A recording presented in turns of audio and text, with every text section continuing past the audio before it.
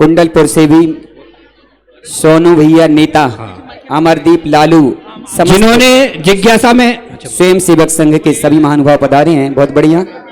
जिन महानुभाव ने जिज्ञासा समाधान में, जिन माता बहनों ने, महानुभाव भाइयों ने जिज्ञासा समाधान में अपने नाम भेजे हैं, उनसे निवेदन है पीछे ना बैठे। नाम पुकारे जाने पर माइक पहुंचाने में समय लगता है और आपका नाम कट सकता है, इसलिए जिनके भी नाम हैं वो बीच में अपने सहयोगी जो भी व्यक्ति हैं उनके पास में आप बैठ सकते हैं ताकि माइक आपके पास में शीघ्रता से पहुंच सके। कुछ ही समय पश्चात में पूज्य मुनि श्री मंचस्थ विराजित होने वाले हैं। सुनो, मंच पे कोई भी अनावश्यक व्यक्ति मंच पर ना आए, मंच की गरिमा बनाए रखें। मंच पर कोई भी अनावश्यक व्यक्ति मंच पर ना आए, ध्यान रखिएगा।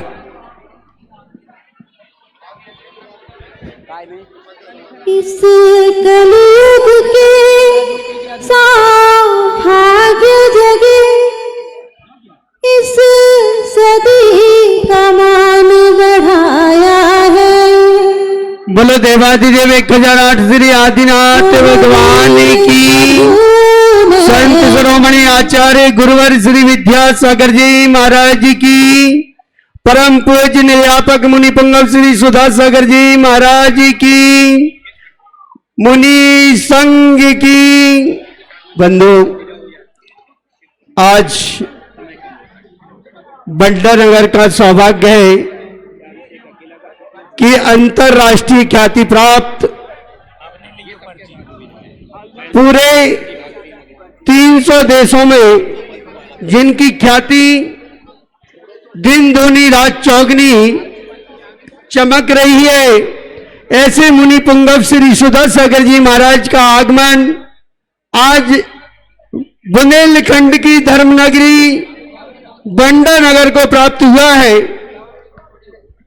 और आज बंडा नगर ने यह दिखा दिया कि हे पूज्यवर, हम सभी की भावनाएं नहीं, हमारे अंदर भी आप विराजमान हैं।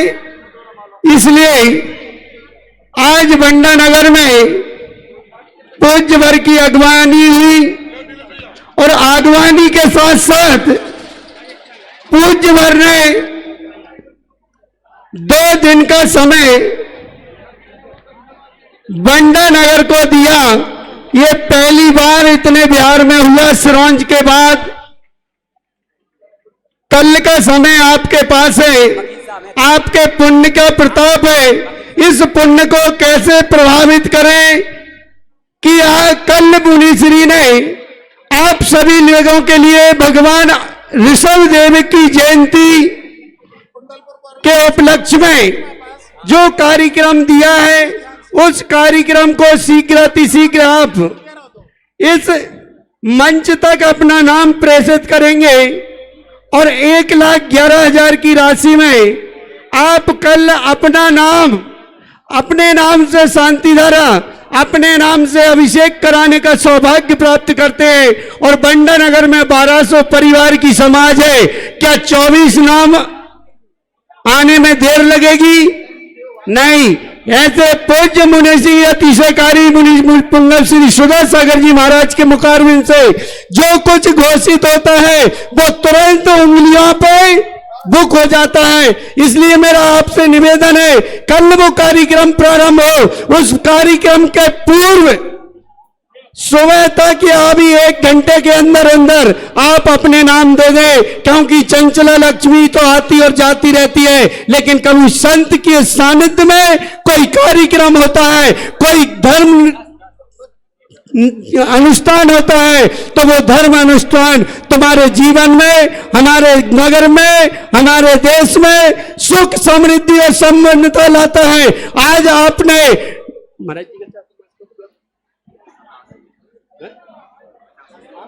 पूज्यवर कह रहे थे कि चातुर्मास के बाद में बंडा नगर बहुत बढ़ चुका है। पूज्यवर ने कब चातुर्मास किया था ये सब आप लोगों को जानकारी है। और उसके बाद 30 साल 35 साल में आज ये नगरी महानगर में परिवर्तित हो गई। ऐसे महानगर को अगर आज आशीर्वाद मिलता है तो एक ना एक दिन जय बुंदेलखंड की प्रथम नगरी बनने में देर नहीं लगेगी।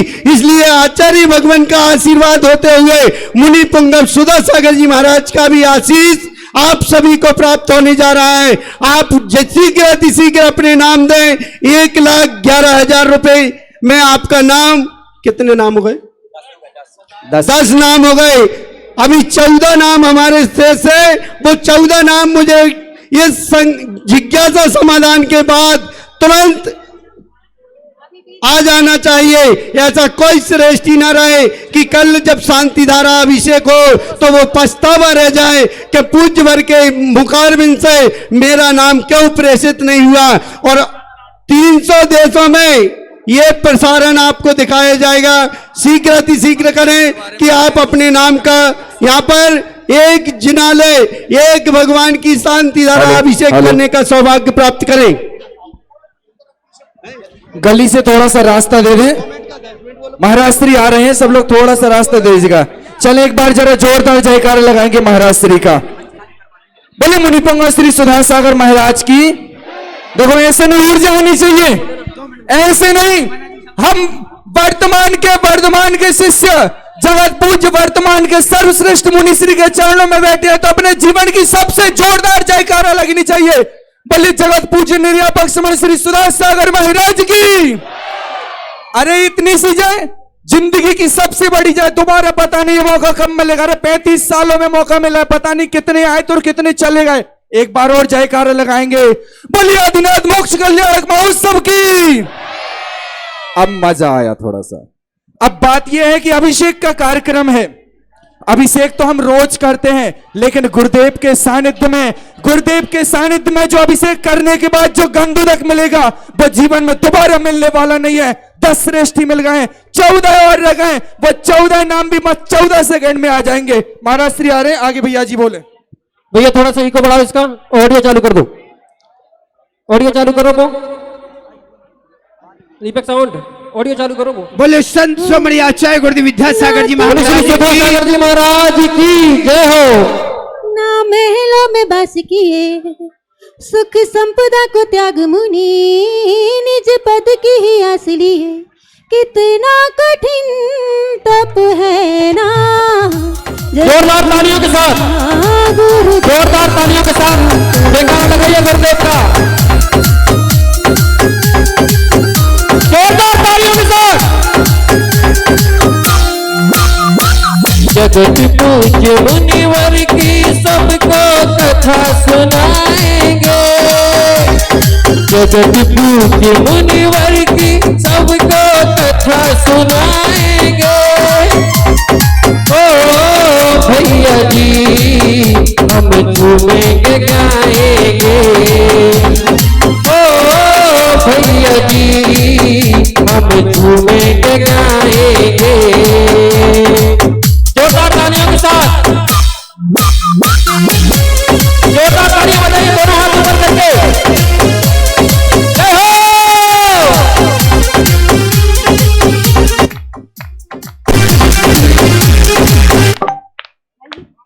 It's 5:57 p.m.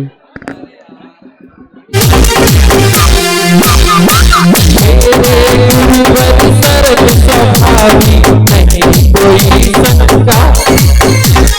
मेरे गुरुवर सर्व स्वभावी नहीं कोई शंका। सारी दुनिया में बजता है गुरुवर का डंका। सारी दुनिया में बजता है गुरुवर का डंका। बंटा वाले जोरदार जयकारा लगाएंगे। ओ भैया जी हम झूमेंगे गाएंगे। ओ भैया जी हम झूमेंगे गाएंगे। बोले परम पूज्य मुनि श्री सुधा सागर जी महाराज की, समस्त मुनि संघ की।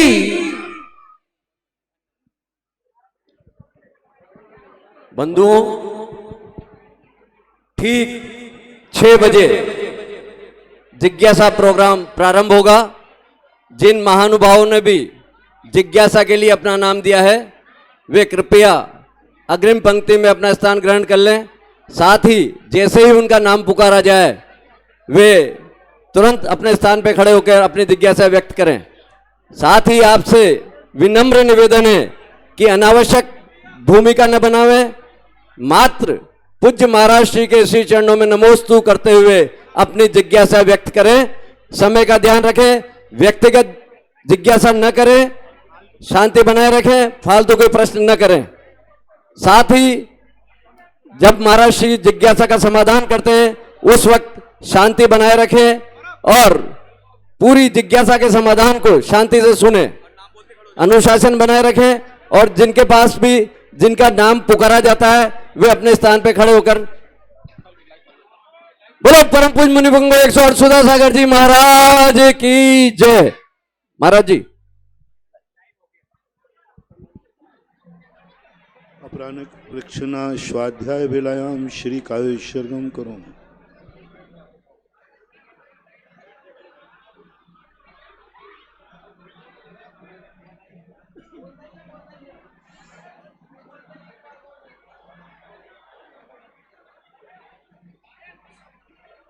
नमो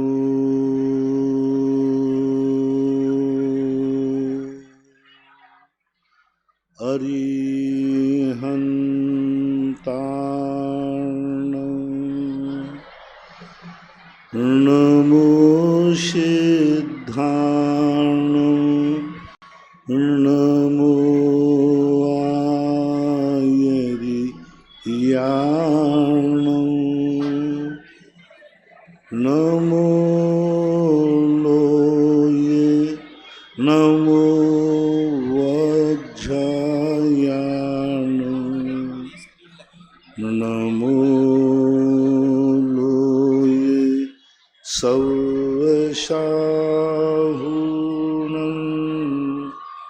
पंच परमेष्टि भगवान के आचार्य श्री गुरुवर कुंद महाराज की, आचार्य श्री गुरुवर विद्यासागर महाराज की जय। परम पूज्य निर्यापक श्रमण मुनिपुंग 108 सुधा सागर जी महाराज की जय।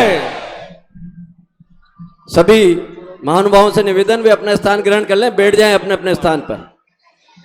जिज्ञासा समाधान प्रोग्राम के प्रणेता परम पूज्य निर्यापक श्रमण मुनिपुंग 108 सुधा सागर जी महाराज के पावन चरणों में इस विशाल प्रांगण में विराजे हजारों भक्तों की ओर से, साथ ही लाइव जिनवाणी चैनल, पारस चैनल और सुधा कलश चैनल के माध्यम से इस कार्यक्रम को लाइव देख रहे लाखों भक्तों की ओर से पूज्य महाराज श्री के श्री चरणों में त्रिकाल बार नमोस्तु भगवान, नमोस्तु भगवान, नमोस्तु भगवान।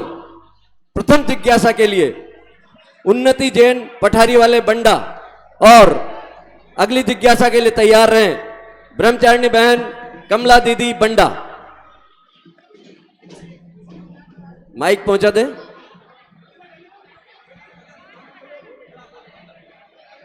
आप सबको पीछे आगे बुलाएं, सबको जिनके नाम है वो आगे दें, अन्यथा उनका नाम क्रॉस करके आगे लो। कितना गैप। अध्यात्म आगम और आनंद के त्रिवेणी स्वरूप पूज्य गुरुदेव के चरणों में नमन। महाराज श्री, मेरा प्रश्न यह है कि आयु कर्म की बुद्धि पूर्वक निर्जरा नहीं होती, तो आप इसको थोड़ा सा समझा दें। कभी कहते हैं कि विकल्प आदि करने से, संक्लेश करने से आयु कर्म की निषेध झड़ते हैं, लेकिन हमने समयोपदेश में पढ़ा कि आयु कर्म की बुद्धि पूर्वक निर्जरा नहीं होती, तो आप इसको समझा दें महाराज। आयु कर्म का क्या? बुद्धि पूर्वक निर्जरा नहीं होती। आयु कर्म की बुद्धि पूर्वक निर्जरा नहीं होती, उसे कृपया। आयु कर्म जो है बुद्धि पूर्वक निर्जरा क्यों नहीं होती है? आयु कर्म की उदीर्णा की जाती है संक्लेश परिणामों के द्वारा। पूज्यवर अकलंग स्वामी ने श्री राजवार्ते ग्रंथ में स्पष्ट रूप से रक्तक्षय, विषभक्षण, संक्लेश आदि परिणामों से आयु कर्म की उदीर्णा होती है। अब वो अपने ज्ञान में नहीं आती, ये बात अलग है। अगली जिज्ञासा के लिए उन्नति जैन पठारी वाले बंडा और तैयार रहेंगे श्रीमती नाभी जैन आचार्य श्री विद्यासागर पब्लिक स्कूल परिवार बंडा। मुनिषी के चरणों में मेरा और मेरे परिवार की ओर से 3 बार नमोस्तु नमोस्तु नमोस्तु। मुनिषी, मेरी जिज्ञासा यह है कि जिस तरह एक मछली सारे तालाब को खराब कर देती है, परंतु उसी तरह देखते हैं कि सर्पों की संगति का चंदन की वृक्ष पर कोई भी प्रभाव नहीं पड़ता। देखो आवाज भाई स्पष्ट नहीं रही माइक वाले, मुझे स्पष्ट साउंड पहली बार समझ में नहीं आ रहा है। कृपया आप लोग शांत रहे।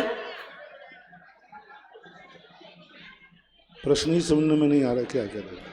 मुनिषी, मेरा प्रश्न यह है कि जिस तरह एक मछली सारे तालाब को खराब कर देती है, लेकिन वहीं हम देखते हैं कि सर्पों की संगति का चंदन के वृक्ष पर कोई भी प्रभाव नहीं पड़ता, तो ऐसा क्यों मुनिषी कि कहीं संगति प्रभाव डालती है और कहीं नहीं?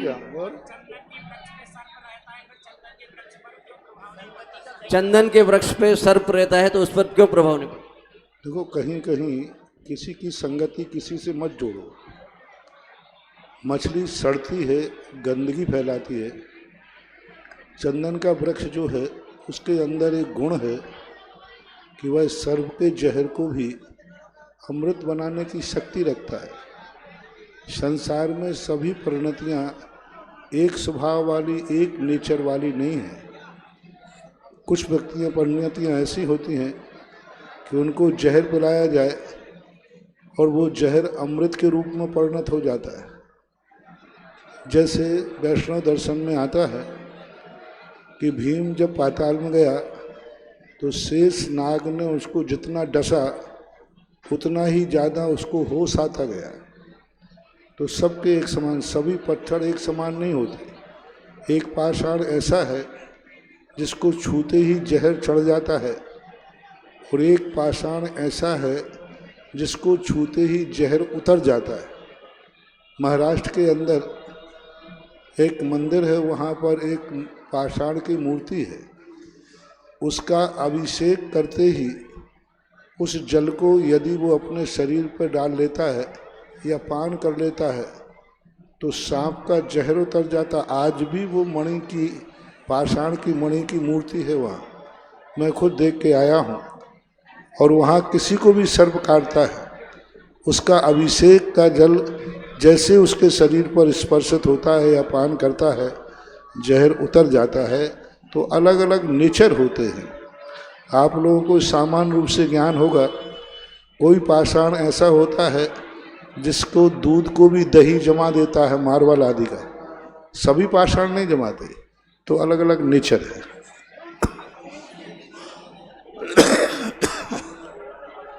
श्रीमती नाभी जैन और अगली जिज्ञासा के लिए तैयार हैं मीना महावीर बंडा, आचार्य विद्यासागर महाराज के पूर्व घर की बहू। आचार्य विद्यासागर पब्लिक स्कूल परिवार की तरफ से गुरुदेव आपके चरणों में त्रिवार नमोस्तु नमोस्तु नमोस्तु।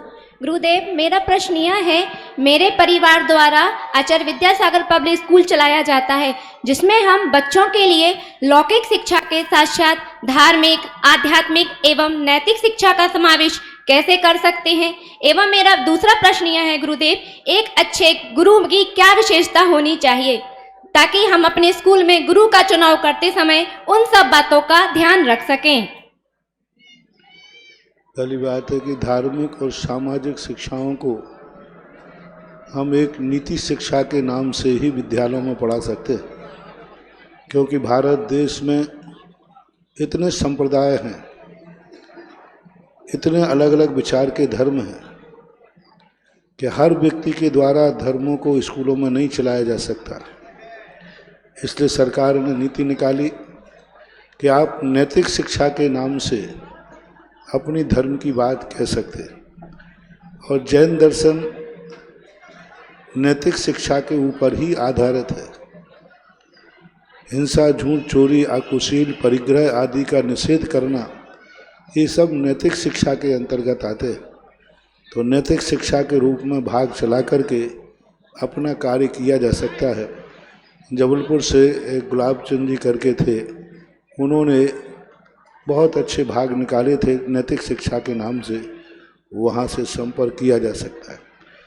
आज गुरु का पद तो खत्म हो गया। अंग्रेजों ने सबसे बड़ा प्रहार किया। भारत की कोई भी लौकिक शिक्षा देता था तो वह गुरु पद पर था, और गुरु पद इतना माननीय होता था कि राजा भी उसका सम्मान करता था। आपने नाटकों में देखा होगा, जब राजगुरु, लौकिक शिक्षा देने वाले गुरु जब राजमहल में आते थे तो राजा भी उनका सम्मान करता था। अंग्रेजों ने इस सम्माननीय परंपरा को खत्म करके और सारे गुरुओं के लिए कर्मचारी की कोटि में डाल दिया। आज जितने शिक्षक हैं वे कर्मचारी माने जाते हैं, और कर्मचारी बनकर के जो पढ़ाएंगे उनमें गुरु के लक्षण कहाँ तक आ सकते हैं, कैसे आ सकते हैं, विचारणीय है। आज स्कूलों में गुरु नहीं है, कर्मचारी टीचर है। इसलिए मीना महावीर बंडा और अगली जिज्ञासा के लिए तैयार रहें कंचन जैन रहली। महाराज जी शांति धारा में आता है, महाराज जी शांति धर्म में आता है दहे दहे पाछे पाछे, दहे दहे पाछे पाछे आता है शांति धारा में। और महाराज जी दूसरा प्रश्न है, जीवन के 3 पेज हैं। पहले पेज जन्म का है, दूसरा पेज खाली है और तीसरा पेज मरण का है। तो दूसरे पेज में क्या लिखे हैं ऐसा कि अभी पेज में आपकी कल्पनाएं हैं, ये कोई सैद्धांतिक प्रश्न नहीं है। और रही बात उसकी, दहे दहे का अर्थ होता है हम यह जो पाप कर्मादि हैं ये दहन को प्राप्त हों, नष्ट को प्राप्त हों। कंचन जैन रहली और अगली जिज्ञासा के लिए तैयार रहें अंजलि जैन शाहगढ़। हे गुरुवर नमोस्तु नमोस्तु नमोस्तु, पूरे परिवार का नमोस्तु। हे गुरुवर, सबसे पहले अनंतवीर्य मोक्ष गए और बाहुबली का नाम पहले आता है, अनंतवीर्य का नाम कोई नहीं लेता। बाहुबली को सब कहते हैं कि उनने मोक्ष का द्वार खोला है। और दूसरा प्रश्न है चाहे गुरुवर, एक ही प्रश्न करें। बाहुबली की कुछ ऐसी विशेषताएं हैं जिन विशेषताओं को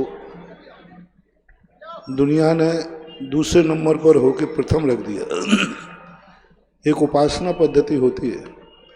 उपासना पद्धति में बड़ा और छोटा नहीं देखा जाता, उपकारी देखा जाता है। जैसे उपासना मंत्र नमोकार मंत्र है, इसमें सिद्ध भगवान बड़े हैं, अरहंत भगवान छोटे हैं, फिर भी नवोकार मंत्र में अरहंत भगवान को प्रथम रखा, क्योंकि उपासना और भक्ति करने वाला छोटा और बड़ा नहीं देखता, उपकारी देखता है। बाहुबली के माध्यम से हमें बहुत सारी शिक्षाएं मिलती हैं। एक पहले राजा हुए हैं विशेष रूप से जिन्होंने राज जीत करके दीक्षा ली। हार करके दीक्षा लेने वाले तो बहुत सारे लोग हैं, लेकिन राज्य जीत करके दीक्षा लेना बाहुबली जैसी महाशक्तिमान को ही संभव है। और उनकी तपस्या, उनकी कुछ विशेषताएं ऐसी हैं जिससे अनंत वीर्य के जीवन में ऐसा कुछ भी घटित नहीं हुआ, कुछ भी एक असाधारण घटित नहीं हुआ जिससे हमें कोई प्रत्यक्ष रूप से शिक्षा मिल सके। इसलिए बाहुबली की प्रसिद्धि ज़्यादा है। अंजलि जैन शाहगढ़ और अगली जिज्ञासा के लिए तैयार रहें डॉक्टर हर्षवर्धन जैन। नमोस्तु महाराज श्री। कार्य की सिद्धि पुरुषार्थ से होती है, लेकिन कुछ लोग भाग्य को प्रमुखता देते हैं, यह मानना कहाँ तक उचित है? लोग भाग्य को समझ ही नहीं पा रहे। भाग्य कोई चीज है ही नहीं। भाग्य किसी भी सिद्धांत में, किसी भी शास्त्रों में भाग्य नहीं है। कल का पुरुषार्थ आज का भाग्य है। कल जो हमने किया है वह कल फल ना मिलकर आज फल मिलता है तो भाग्य कह देते। इसलिए पुरुषार्थ की ही महत्वता है। अतीत का पुरुषार्थ अच्छा किया है तो आज वह भाग्य बनकर के हमारे सामने वर्तमान के पुरुषार्थ में सहयोगी बन सकता है। इसलिए हमें यही मानना चाहिए कि पुरुषार्थ ही मुख्य है। नमोस्तु महाराज श्री। डॉक्टर हर्षवर्धन जैन और अगली जिज्ञासा के लिए तैयार हैं पंडित श्रवण कुमार शास्त्री मकरोनिया। नमोस्तु महाराज श्री। महाराष्ट्री मेरे द्वारा जैन इंटरनेशनल यूथ फाउंडेशन का गठन किया गया है, जिसमें मेरा उद्देश्य मध्य प्रदेश में 10 जैन इंटरनेशनल स्कूल और 1 जैन यूनिवर्सिटी खोलने का प्रस्तावित है। एक तो मैं आपसे आशीर्वाद भी चाहता हूं, उसमें मैं सक्सेस रहूं, और दूसरा मैं ऐसा क्या पुण्य तेज करूं कि मैं इस काम को जल्दी से सफलता मुझे हासिल हो जाए।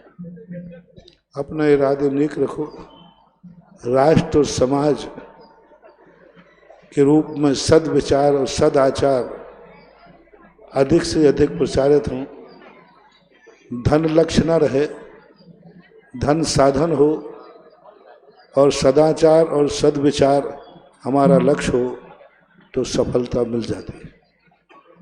पंडित श्रवण कुमार शास्त्री मकरोनिया और अगली जिज्ञासा के लिए तैयार रहें श्रीमती स्नेहलता जैन सागर। गुरुदेव श्री के चरणों में सत्सह नमोस्तु। गुरुवर, आजकल उच्च शिक्षा में समाज के युवा वर्ग कार्यरत हैं, मल्टीनेशनल कंपनियों में कार्यरत हैं। गुरुदेव श्री, देखा जाता है कि जैन धर्म के प्रति उनकी उतनी रुचि नहीं है जितनी अपेक्षित होनी चाहिए, और अंतरजातीय विवाह की स्थिति में भी सामाजिक स्थिति बड़ी जटिल होती जा रही है। ऐसी स्थिति में विद्युत परिषद क्या कर सकती है?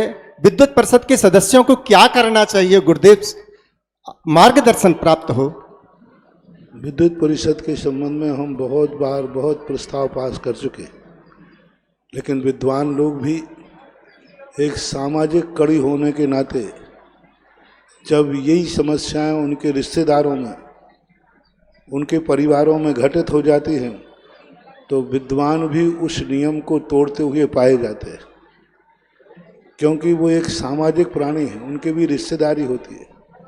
जब रिश्तेदारों में ऐसी घटनाएं घट जाती हैं तो वो उनमें शामिल हो जाते हैं, उसका बहिष्कार नहीं कर पाते, इतनी हिम्मत उनमें नहीं होती है, इसलिए वो कुछ कर नहीं पाते। बहुत बार हमने निर्देशन हुए, मीटिंग हुई, लेकिन उनकी पारिवारिक समस्याएं ऐसी हैं कि जिन समस्याओं के सामने विद्वता और पंडिताई पीछे रह जाती है, सामाजिक और पारिवारिक समस्याएं मुख्य हो जाती है। आप यदि विद्युत परिषद से हों तो आप खुद नियम लेकर के एक कदम आगे बढ़ के साहस दिखाएं। एक बढ़ेगा तो 11 बढ़ेंगे, 11 का इंतजार न करें, एक बढ़ने का साहस करें। श्रीमती स्नेहलता जैन सागर और अगली जिज्ञासा के लिए तैयार रहें ब्रह्मचारिणी डॉक्टर दीप्ति जैन बंडा। मेरे आराध्य गुरु श्री सुधा सागर जी मुनि महाराज के चरणों में कोटि कोटि नमोस्तु नमोस्तु नमोस्तु। महाराज जी, पुरुषार्थ सिद्धि उपाय में तीर्थंकर प्रकृति और आहार प्रकृति आया है, तो आहार प्रकृति क्या है? आहार प्रकृति नहीं है, प्रेस मिस्टेक होगी। आहारक शरीर होता है। आहारक, आहारक, आंगोपांग, ये 2 नाम कर्म की प्रकृतियां हैं। जैसे औदारिक वैक्रियक होता है, ऐसे आहारक होता है, और तीर्थंकर प्रकृति तो है ही ऐसा। आगे बैठे डॉक्टर प्रीति। ब्रह्मचारिणी दीदी डॉक्टर दीप्ति जैन बंडा और अगली जिज्ञासा के लिए तैयार हैं चौधरी विजय कुमार जैन, बड़े मंदिर ट्रस्टी मंत्री एवं गौशाला कोषाध्यक्ष बंडा।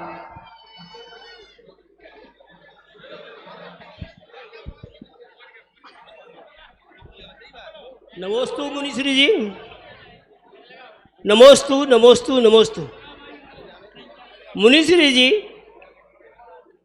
इंद्रभूति गौतम ने मिथ्यात्व के साथ जन्म लिया।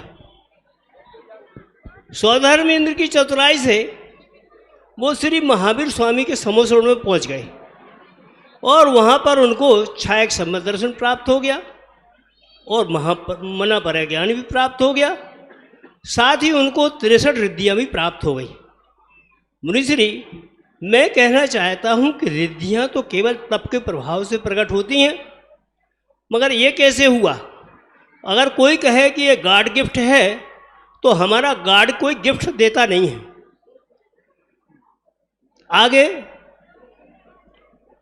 गॉड गिफ्ट कोई चीज नहीं होती है। थोड़ा सा और प्रश्न महाराज जी, आगे ये है कि वो मिथ्यात्व के साथ में तो जन्म लिया और उनको उसी भाव से मोक्ष हो गया।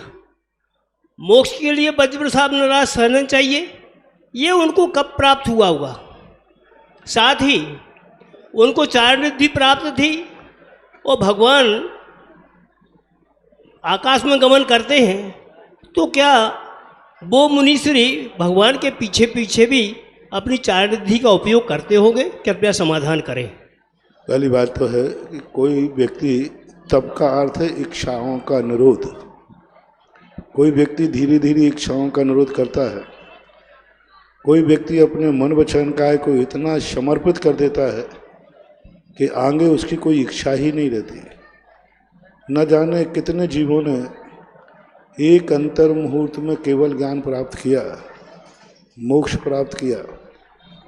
पूज्यवर वीरसेन स्वामी महाराज ने श्री धवराज जी के अंदर अनादि मिथ्या दृष्टि निगोज से निकल कर आया। 8 वर्ष अंतर मुहूर्त में मुनि बना, केवल ज्ञान प्राप्त किया और मोक्ष चला गया। और एक जीव असंख्यात बार सम्यक दृष्टि हो गया, अनंतों बार उच्च कुल में जन्म ले लिया, तो भी संसार में भटक गया। आदिनाथ के कुल में जन्म लेने वाला मारीच एक कोड़ा कोड़ी सागर वर्ष तक भटका। तो ये सारी चीज़ें उनके उपयोग की दशा के ऊपर है। इंद्रभूति ने एक अंतर मुहूर्त में अपने मन वचन काय को इतना एकाग्र किया, इतना एकाग्र किया कि अतीत के किए हुए पाप सब एक अंतर मुहूर्त में भस्म हो गए। अंजन चोर जैसा डाकू, जिसने कभी धर्म नहीं किया, जिसे नमोकार मंत्र भी याद नहीं हुआ और उसे नमोकार मंत्र की सिद्धि हुई। रात का चोर था, रात में चोरी करके आया है और प्रातःकाल विद्या को सिद्ध करके मुनि दीक्षा लेता है। गुरु जो वर्षों पहले से मुनि थे वो बैठे रहे और अंजन चोर जो रात का चोर था, रात में चोरी करके आया था, इधर सूर्य की किरण निकलते ही मुनि दीक्षा ली, केवल ज्ञान प्राप्त किया और मोक्ष चला गया। गुरु बैठे रहे, गुरु जो बैठे रहे, जो वर्षों से दीक्षित थे, और वो एक अंतर मुहूर्त में मोक्ष ही चला गया। तो ये सारी चीजें अपने मन के उपयोग की होती है। भरत चक्रवर्ती ने एक अंतर मुहूर्त में केवल ज्ञान प्राप्त कर लिया और आदिनाथ भगवान जो तीर्थंकर थे उनको 1000 वर्ष लगे। तो ये सब परिणतियाँ अपने उपयोग के ऊपर है। कंसंट्रेशन जैसा बन जाता है व्यक्ति का, वो बना। गॉड गिफ्ट कोई चीज नहीं होती है। चौधरी विजय कुमार जैन, ट्रस्टी मंत्री एवं अगली जिज्ञासा के लिए तैयार हैं। प्रिया जैन, प्रतिभा स्थली जबलपुर, खोजमपुर वाले बंडा। मुनि सुधा सागर जी महाराज जो समस्त संघ की जय हो। नमस्तु। हे महाराज, मैंने आदि पुराण में पढ़ा है कि आदिनाथ भगवान का 8वां भाव जी सर्वात सिद्धि गया है 33 सागर की आयु लेके, और जब यहाँ उनका जन्म हुआ है वो 18 कोड़ा कोड़ी सागर के बाद हुआ है। तो इतना बीच का काल उन्होंने कहाँ बिताया, क्या यह आगम में आया है, और क्या अंतिम समय उन्होंने फिर से दोबारा सर्वा सिद्धि जाके और फिर यहाँ आदिनाथ भगवान का जन्म लिया है? भगवान समाधान करें। पर लिखने में प्रत्येक मिस्टेक हो सकती है, हिंदी में आपने पढ़ा होगा, क्योंकि अंत में 33 सागर ही सर्वार सिद्धि गए। तो सर्वार सिद्धि के बाद फिर व्यक्ति द्वारा किसी दूसरे भाव में नहीं जाता। यदि उनका सर्वार सिद्धि का भाव वहाँ लिखा है तो उसके बाद उनका मोक्ष जाना निश्चित है। और 18 कोड़ा कोड़ी सागर व्यतीत करना ये कथन ही सम्यक नहीं है, कुछ गलती हुई है। थोड़ा सावधानी से आप पढ़ना। ये विजय बाबू को देखकर याद आ गया, पिछली बार जब मैं यहाँ से एक बार निकला था तो बड़े मंदिर के छत के ऊपर एक खप्पड़ वाला मकान था। दुनिया में मकान बनाने की बोली लगाई जाती है, इन्होंने मकान के खप्पड़ उतारने की बोली ली थी और बोली लग रही थी मंदिर पर, और ये घर में नहा रहे थे, वहीं से बोली लगा दी। तब से मैं कई बार उदाहरण देता हूँ कि ऐसे लोग भी हैं, क्योंकि वो इसलिए बोली ली कि कोई भी कारण का नो, कोई भी व्यक्ति उस मकान से इतना मोह था, कोई तोड़ नहीं था। बोले सबसे बने तो बाद में, लेकिन टूट जाए। तो ऐसे भी सेवा दल के कार्यकर्ता होते हैं। विजय बाबू। प्रिया जैन प्रतिभा स्थली बंडा, और अगली जिज्ञासा के लिए तैयार हैं डॉक्टर चंचल जैन लक्ष्य नर्सिंग होम बंडा। महाराज जी, मेरा और मेरे परिवार की ओर से एवं प्रतिभा स्थली परिवार की ओर से आपके चरणों में बारंबार नमोस्तु नमोस्तु नमोस्तु। महाराज जी, मैं अभी प्रतिभा स्थली में अध्ययनरत हूँ और वहाँ पर हमें ऐसी शिक्षिकाओं द्वारा शिक्षित किया जा रहा है जो कि अपने व्रतों का पालन करते हुए एवं साथ में अपने आवश्यकों का पालन करते हुए हमें शिक्षित कर रही हैं। और हमें प्रतिभा स्थली से इतना कुछ मिला है कि हम उसको शब्दों में बयान नहीं कर सकते। तो महाराज जी, हम आशीषी जी हमें जैसा बनाना चाहते हैं और प्रतिभा स्थली को और आगे तक ले जाने के लिए हम ऐसा क्या करें? व्यक्ति जीवन में यदि अपनी परिस्थितियों को समस्या ना मान के जिंदगी की व्यवस्था मान ले तो सारे टेंशन खत्म हो जाए।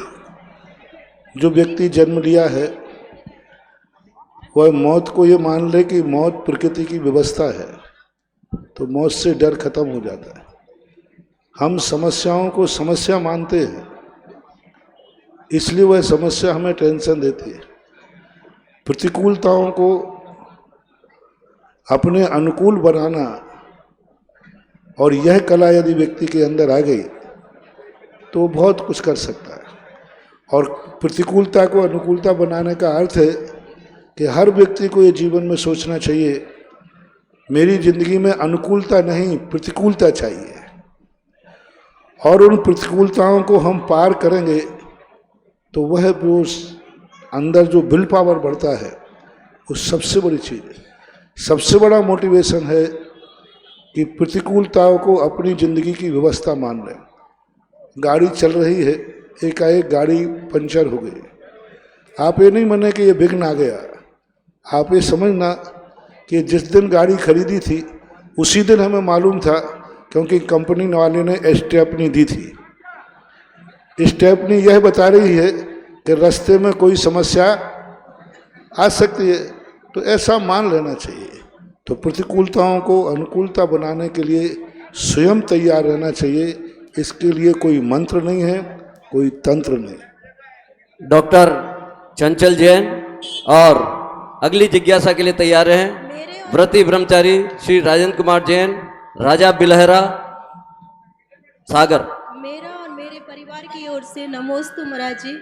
मुनिवर, मेरा प्रश्न यह है कि यदि धन नहीं तो रिश्ते उंगलियों पे गिने जाते हैं, और यदि धन है तो रिश्ते कागजों और डायरियों पे लिखे जाते हैं। ऐसा क्यों है महाराज जी? मेरी जिज्ञासा का समाधान कीजिए। धन क्या है? यदि धन नहीं तो रिश्ते उंगलियों पे गिने जाते हैं, और यदि धन है तो रिश्ते कागजों और डायरियों पे लिखे जाते हैं। ऐसा क्यों है? मेरी जिज्ञासा। धन के कारण नहीं लिखे जा रहे हैं, उसने पूर्व भाव में इतना दान पुण्य किया है कि उस पुण्य के कारण से वो धन उसके हाथ में आया है। लोग धन को दोष देते हैं, ये विचार करो ना कि धन आया क्यों है इसके पास। जिसके पास धन होता है उसका सम्मान होता है, उसकी इज्जत करते हैं, लोग आगे पीछे घूमते हैं। तो लोग कहते हैं कि लोग धन के पीछे आगे घूम रहे हैं, ये उनकी मूर्खता है। वो ये नहीं देखते हैं कि अतीत में इसने इतना पुण्य किया है कि आज धन आ रहा है। लोग धन के पीछे नहीं घूम रहे हैं, अतीत में किए हुए पुण्य के पीछे घूम रहे हैं। और कुछ के पास धन नहीं है, उसको ये सोचना चाहिए कि आज मेरे पास धन क्यों नहीं है, क्योंकि अतीत में मैंने कुछ पाप किए हैं, व्यसन किए हैं। हर गरीब अतीत का अमीर है। जिसने अमीरी को अय्यासी का साधन बनाया, कर्म ने उसे फिर गरीब बना दिया। मैं बहुत बार कहता हूँ, लक्ष्मी का अभिशाप कभी नहीं लेना जिंदगी में, सारे अभिशाप कट जाएंगे। भगवान अभिशाप देता नहीं, साधुओं के अभिशाप बहुत ज़्यादा देर टिकते नहीं। दुश्मन का अभिशाप लगता नहीं, लेकिन लक्ष्मी का अभिशाप, पुण्य का अभिशाप सबसे ज्यादा लगता है। जब व्यक्ति के पास धन आता है और धन का वो दुरुपयोग करता है, तब धन अभिशाप देता है, रे दुष्ट, मैं तेरे पास पुण्यात्मा मान के आया था और तूने मेरा दुरुपयोग किया है, शराब जुए में उड़ाया है, कल तू कौड़ी कौड़ी को तरसेगा। इसलिए ये आरोप बिल्कुल गलत है कि लोग धन के पीछे दौड़ते हैं। नहीं, अतीत में जो उसका पुण्य किया है और पुण्य के फल के पीछे दौड़ते हैं। और गरीब जो है वो अतीत के लिए, आज वो गरीबी के कारण से लोग उसकी उपेक्षा नहीं कर रहे हैं। अतीत का ये पापी है, अतीत का ये अय्यास है, अतीत का ये व्यसनी है, इसलिए लोग उसको थुतकार रहे हैं, उसकी उपेक्षा कर रहे हैं। सिद्धांत का यही वचन है। हे स्वामी नमोस्तु नमोस्तु नमोस्तु, मेरे परिवार की ओर से नमोस्तु नमोस्तु नमोस्तु, समाज की ओर से नमोस्तु नमोस्तु। हे स्वामी, मेरा यह प्रश्न है कि मेरी 2 प्रतिमाएं हैं, मैं उनका अच्छे से पालन कर रही हूँ, लेकिन सुबह मंदिर जाती हूँ, घुटनों में दर्द होने के कारण हम शाम को नहीं जा पाते हैं, और हम सुबह जाते हैं तब लौट के फिर से दर्शन कर लेते हैं, तो क्या हमारी शाम की वंदना हो जाती होगी? नमोस्तु गुरुवार। क्या नहीं कर पा रहे? हे स्वामी, मैं कोई बात नहीं, चलो एक बार तो चले जाते हो, कोई बात। नमोस्तु महाराज जी, नमोस्तु। अगली जिज्ञासा के लिए तैयार हैं दिव्यांशु, अंतरा, कलरैया, मौली, प्रतिभा स्थली, जयपुर। बंधुओं, आज पूज्य महाराज श्री का बंडा नगर में ऐतिहासिक अगवानी हुई। इस पावन अवसर पर मैंने मेरे जीवन में ऐसी ऐतिहासिक अगवानी आज तक नहीं देखी।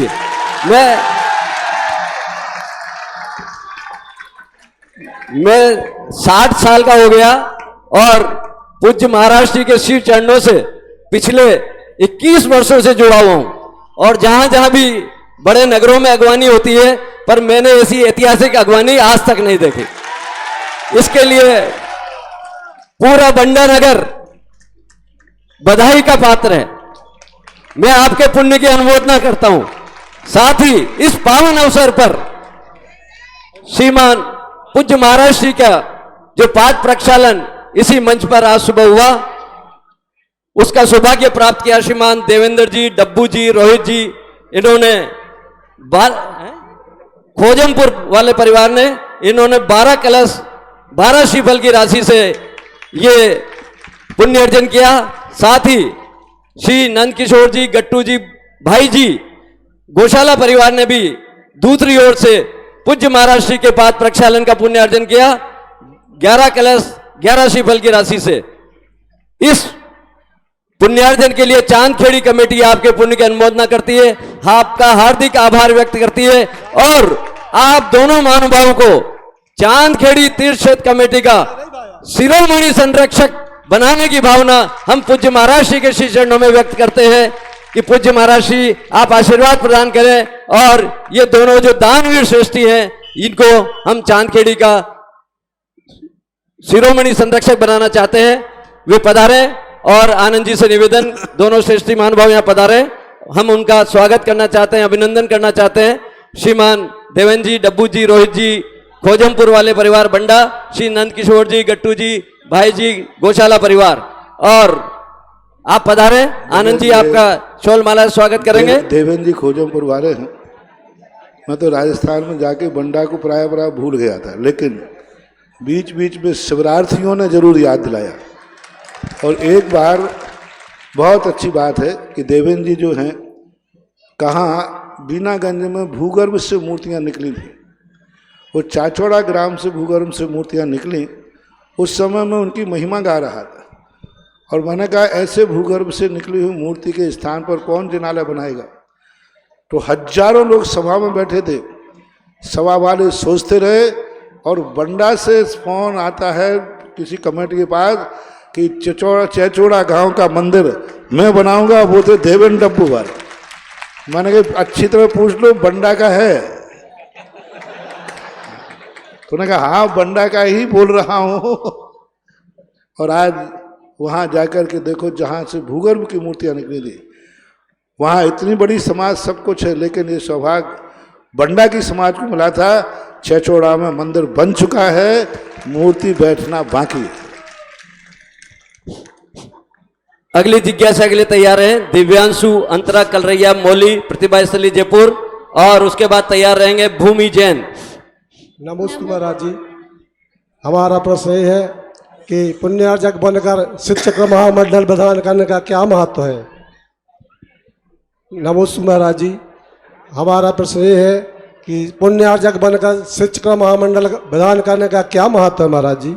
पुण्यार्जक बनकर शिक्षक महामंडल प्रधान बहुत बड़ा विधान है। शिक्षक मंडल विधान की तो महिमा सारी दुनिया में गाई जाती है और है ही, सिद्धों की महिमा है। और शास्त्रों में श्रीपाल के कुष्ठ दूर करने की महिमा आती है। भक्ति भाव से यदि उसे करते हैं तो उनके अंदर जो बीजाक्षर हैं, उनके अंदर जो मारना है, उस एनर्जी में इतनी ताकत होती है कि वो ताप को, आताप को निवारण करने की ताकत रखता है। तो अच्छी चीज़ है वो। भूमि जैन। और अगली जिज्ञासा के लिए तैयार हैं डॉक्टर रीता जैन, सागर ऋचा हॉस्पिटल। नमोस्तु महाराज श्री, मेरा एवं मेरे समस्त कलरैया परिवार की ओर से आपको चरणों में बारंबार नमोस्तु। महाराज जी, मेरी जिज्ञासा ये है कि हम मनुष्य इतने स्वार्थी क्यों होते हैं कि जब भी हम मंदिर जाते हैं तो हमेशा अपने मनोकामनाओं के लिए, अपनी इच्छाओं के लिए ही भगवान से प्रार्थना करते हैं। बेटा, तेरे पास कोई इच्छा होगी तो तू किसके पास व्यक्त करेगी? पड़ोसी के पास के मम्मी के पास? बोल भाई, पापा के पास के पड़ोसी के पास? पापा के पास। तो लोग अपने भगवान के सामने नहीं कहें तो किससे कहेंगे? पड़ोसी से कहेंगे। ऐसी कोई बात नहीं है। जैन दर्शन अभ्युदय और निश्रेय सुख, दोनों सुखों का दाता है। लोगों ने ये गलत भ्रम फैला रखा था कि जैन दर्शन सांसारिक उपलब्धियों के लिए कार्यकारी नहीं है। उसका परिणाम ये निकला कि लोग मंदिरों में से खाली हो गए, मंदिरों में अभिषेक करने वाले नहीं मिले। जब मैंने ये देखा कि मंदिरों में आजकल युवा वर्ग, समाज के लोग अभिषेक पूजन क्यों नहीं करते, वो कहते हैं कि कैसे करें, हमें पहले संसार की समस्या निपटाना है, परमार्थ बाद में। जब मैंने शास्त्रों का अध्ययन किया तो शास्त्रों में क्षायक सम्यक दृष्टि आदि भी अपनी समस्याओं का समाधान भगवान की भक्ति से करते थे। भक्तांबर स्तोत्र इसका साक्षात प्रमाण है। भक्तांबर के श्लोकों में जगह जगह, हर श्लोक के अंदर कोई ना कोई समस्या के समाधान की बात कही गई। तो ऐसी बात नहीं है, अनैतिक कार्य न करें।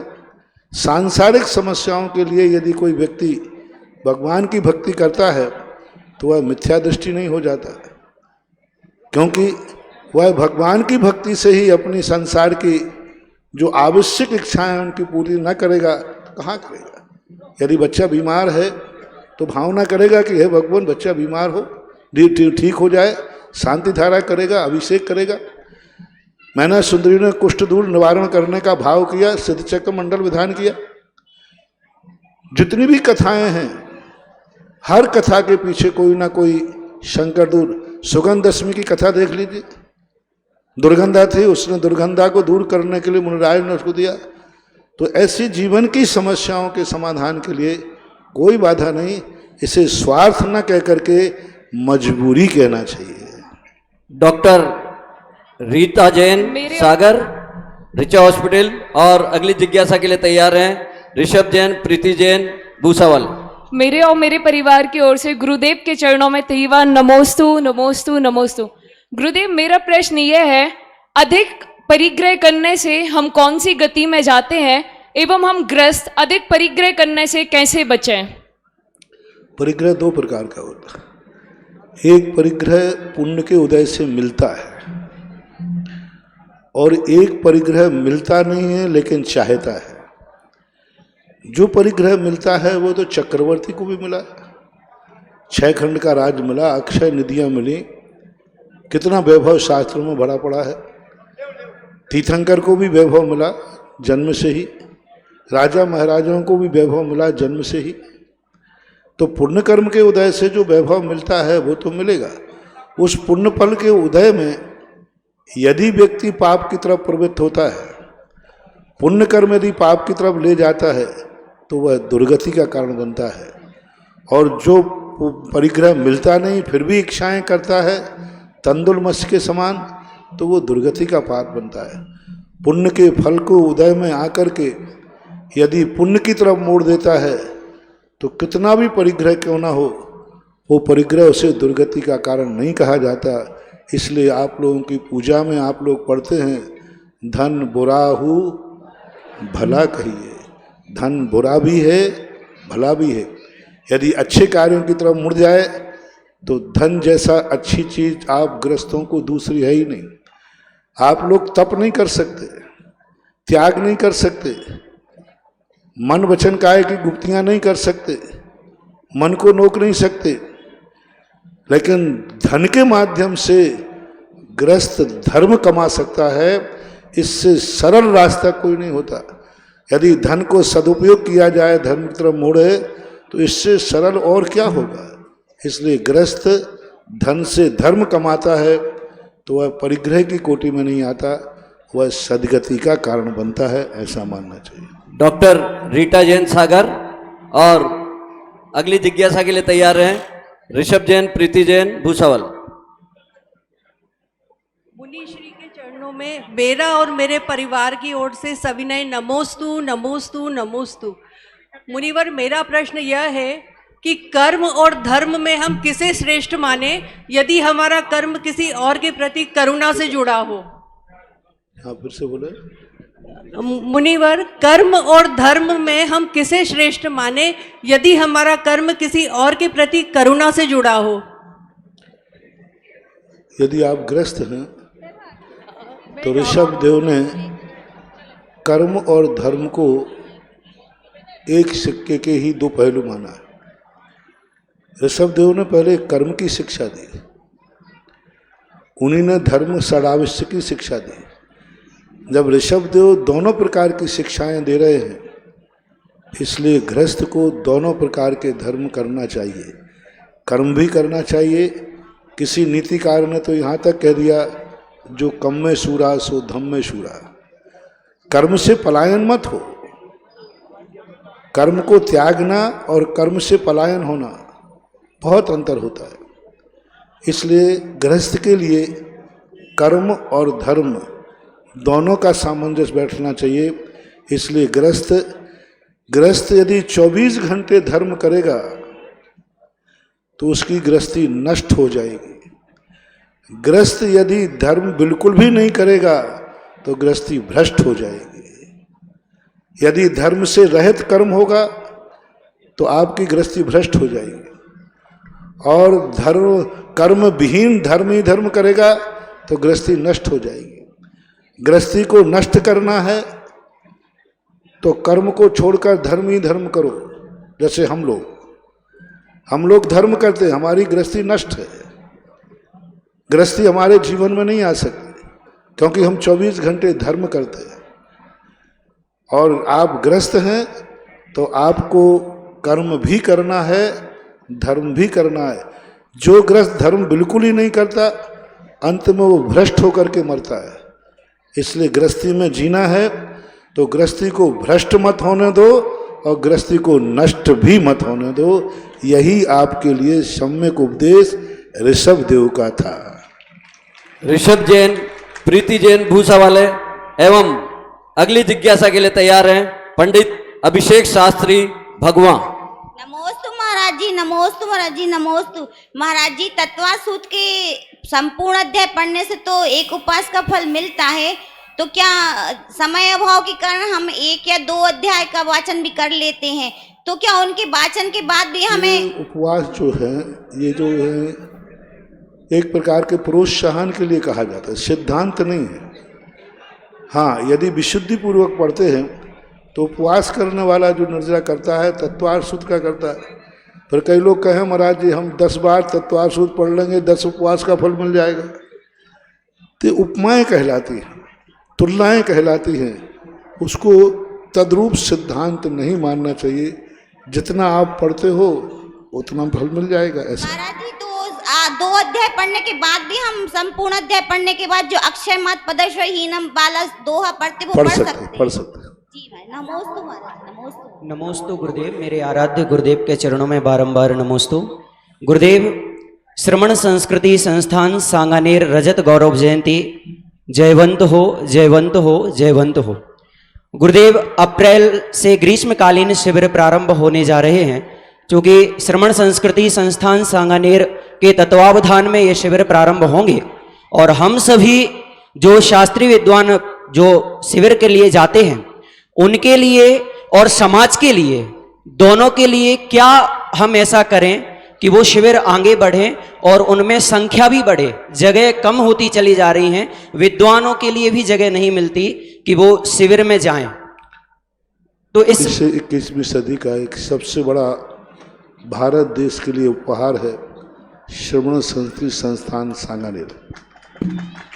विद्वानों का अभाव हो चुका था और विद्वान भी बनते थे, तो वो बनते थे जो मंदिरों में आकर के मंदिर की जड़ें खोदते थे, पूजा पाठ को हे कहना, श्रमण और मुनियों के प्रति विरोध भाव करना। जयपुर चतुर्मास के अंदर जब ये विपरीत स्थितियां देखी तो उस समय आगाज किया समाज को, और उस समय श्रमण संस्कृति रक्षा आर्ष परंपरा के विद्वान तैयार करने की घोषणा हुई। आज भारत में एक पहला विद्यालय है जहां पर लगभग 200-250 बच्चे बच्चियां धर्म की बात पढ़ते हैं और निःशुल्क पढ़ते हैं। बहुत बड़ा भारत का, और कोई अभी भारतवर्ष में और कहीं ऐसा संस्थान नहीं। बच्चियां भी हैं, शास्त्री और आचार्य करते हैं। लगभग 150-150 बच्चे और 100-150 बच्चियां हैं जो आचार्य और शास्त्री की परीक्षाएं दे रहे हैं, धर्म की क्लास पढ़ते हैं।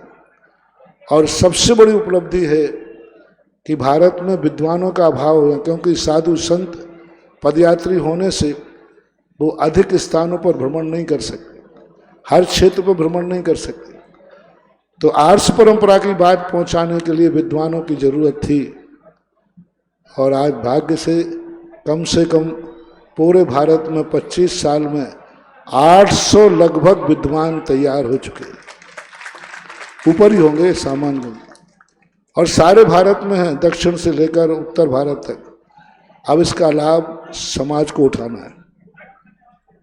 समाज को अप्रैल में गर्मियों की छुट्टियां आती हैं, आप अपने यहाँ से शिविर लगाइए, उस संतान निःशुल्क 10 लाक्षण पर्व में बच्चे जाते हैं, ये अपने लिए कुछ भी 1 रुपया नहीं लेते, निःशुल्क जाएंगे।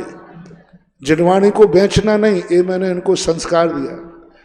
जिनवाणी के बेचे हुए प्रवचन से आजीविका नहीं चलाना, ये मैंने इनको उपदेश दिया।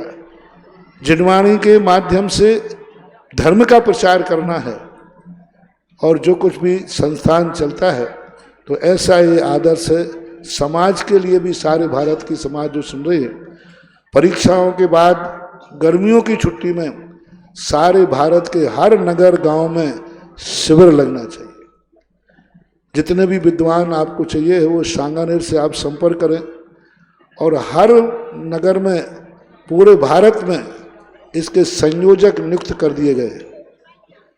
जो स्नातक जहाँ जहाँ हैं वे अपने अपने सीनियर स्नातक से संपर्क करें, क्योंकि सारे भारत के जितने स्नातक हैं सब स्नातकों को अपना एक सीनियर स्नातक नियुक्त किया गया है। उस सीनियर स्नातक से आप चर्चा करें, यदि कोई समस्या है तो सांगानेर से संपर्क करें। यदि उन संयोजकों की लिस्ट हो तो 1 मिनट मार दें, जल्दी करें, इतनी देर नहीं। इनको अगली रजत वर्ष के लिए जो संयोजक नियुक्त किए गए हैं, क्षेत्रीय प्रभारी उनको नाम दिया गया है।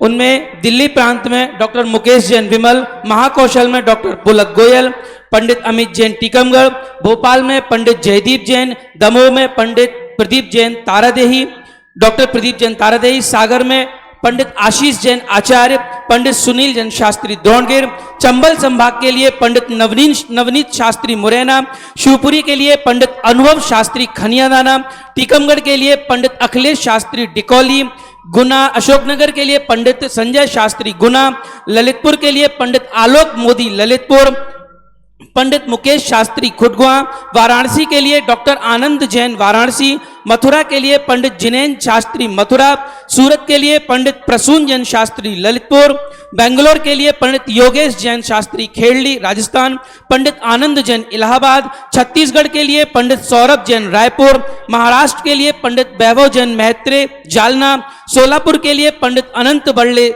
सोलापुर, सांगली के लिए पंडित विपुल खोत, बारामती के लिए पंडित सुधीर शास्त्री, हरियाणा के लिए पंडित राजेश जैन श्री महावीर जी, पूर्वांचल के लिए पंडित अजित जैन शास्त्री तिनसुखिया, आसाम के लिए पंडित वीरेंद्र जैन शास्त्री हीरापुर, टोंक के लिए पंडित सुरेश जैन शास्त्री निवाई, उदयपुर के लिए डॉक्टर ज्योति बाबू जैन शास्त्री उदयपुर, पंडित अंकित जैन शास्त्री बमोरी, बांसवाड़ा के लिए पंडित अंकेश जैन शास्त्री घाटोल, झारखंड के लिए पंडित संजीव जैन शास्त्री बरा, मुंबई के लिए पंडित सागर जैन शास्त्री मुंबई, पंडित भागचंद जैन शास्त्री मुंबई, कोटा के लिए पंडित सौरभ जैन शास्त्री कोटा।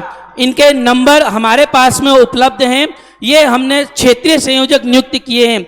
आप अपने यहाँ शिविर लगाने के लिए इन क्षेत्रीय संयोजकों से आप संपर्क कर सकते हैं। और इसके अलावा किसी भी विषय में अगर आपको जानकारी चाहिए हो, आप बेशक श्रमण संस्कृति संस्थान सांगानेर में आप संपर्क कर सकते हैं। और हमारे संस्थान के नंबर आपके टीवी पर दिखाई दे रहे हैं। आप उन नंबरों पर हमसे संपर्क करके शिविरों की सारी भूमिका, शिविरों की सारी जानकारी ले सकते हैं और अधिक से अधिक मात्रा में शिविर लगाकर धर्म प्रचार कर सकते हैं।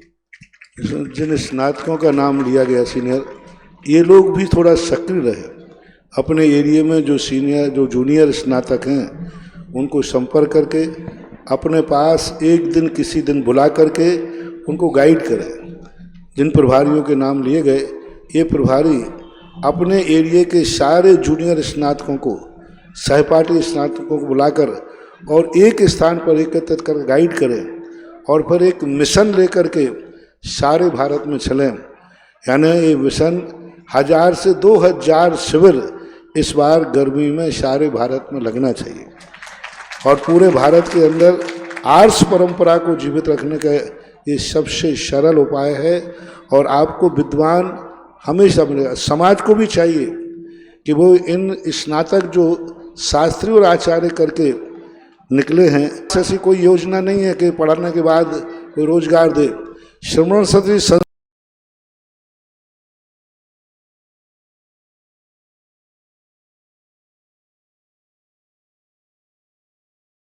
के पास योजना है कि निकलते ही उसको कम से कम 10-12 हजार की नौकरी तो तुरंत मिलती है, बेरोजगार नहीं रह सकता। तो आपके यहाँ बड़ी बड़ी नौकरियों पर ये शास्त्री करके जा रहे हैं, आप इनका लाभ लीजिए। आप अपने महोत्सव कार्यक्रमों में इन्होंने जो पढ़ाई की है अपने समाज को संस्कारित कीजिए और धर्म के प्रचार के लिए और भी उत्साहित होकर के समाज को लाभ दें। अगली जिज्ञासा के लिए रानू जैन, ऋचा जैन दलपतपुर और उसके बाद तैयार रहेंगे श्री बाबू सिंह जी मुंडिया, पूर्व मंडल अध्यक्ष बीजेपी बंडा।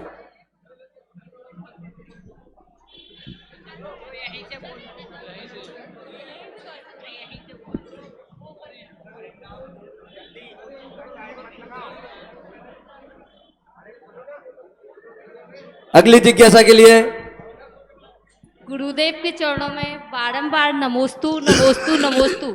लोहिया परिवार जी की ओर से गुरुदेव के चरणों में बारंबार नमोस्तु नमोस्तु नमोस्तु। महाराज जी, मेरा प्रश्न ये है कि गृहस्थ जीवन को कैसे शुरू किया जाए और यदि गृहस्थ जीवन में परेशानियां आ रही हैं तो उनका निवारण कैसे किया जाए? अभी मैंने सामान्य रूप से आपको उपदेश दे दिया। कर्म और धर्म दोनों को एक साथ करना होगा। जब षट कर्म करते हैं तो षड आवश्यक ही करें, क्योंकि गृहस्थ में गंदा हुए बिना हो नहीं सकता। गृहस्थी बिना पाप के चल नहीं सकती। गृहस्थी में आरंभ और परिग्रह होगा ही होगा, असंभव है जो ना हो। तो उस सटकर्मों के द्वारा किया हुआ पाप धोने के लिए ही जिनवाणी ने षड आवश्यक कहे, यानी षड कर्म हमें गंदगी देते हैं, तो षड आवश्यक उस गंदगी को दूर करके स्नान कराकर आपको निर्मल करते हैं। इसलिए कर्म और आवश्यक को जिंदगी में दोनों को एडजस्ट करें और दोनों को अनिवार्य रूप दें। श्री बाबू सिंह जी मुंडिया। गुरुजी के चरणों में लाखों बार प्रणाम। गुरुजी, आज की युवा पीढ़ी नशा की ओर बहुत ज्यादा जा रही, मांस मंदिरा का सेवन कर रहे हैं। आप युवाओं को एवं सरकार को आदेशित करें इसको बंद करने का।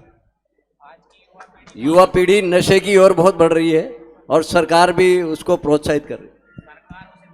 नशे की ओर बढ़ने का कारण है इनके बहुत टेंशन, भौतिकता की चकाचौंध, और इसमें सबसे पहले हम शुरुआत में बच्चों को फ्री कर देते हैं और बाद में जाकर उनको हम संभालते हैं। जब वो व्यसन में आ जाते हैं, उनकी आदत पड़ जाती है।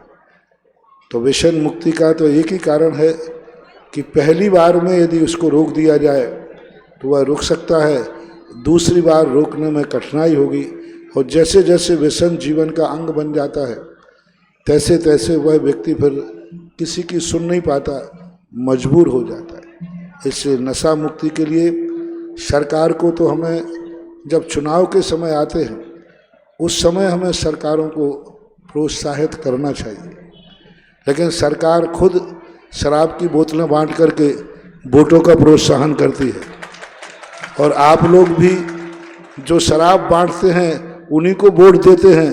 अब हम क्या कर सकते हैं? इस प्रकार की स्थितियों पर थोड़ा सा आप लोग चेतोगे तो होगा। हम लोग तो उपदेश सदा से देते आए, दे रहे हैं, लेकिन आप लोगों का खुद का सहयोग चाहिए। भारत देश एक बहुत अमीर देश है, लेकिन यहाँ के लोग बहुत गरीब हैं। देश अमीर है लेकिन लोग गरीब हैं। एक मजदूर की कमाई एक नंबर की होती है।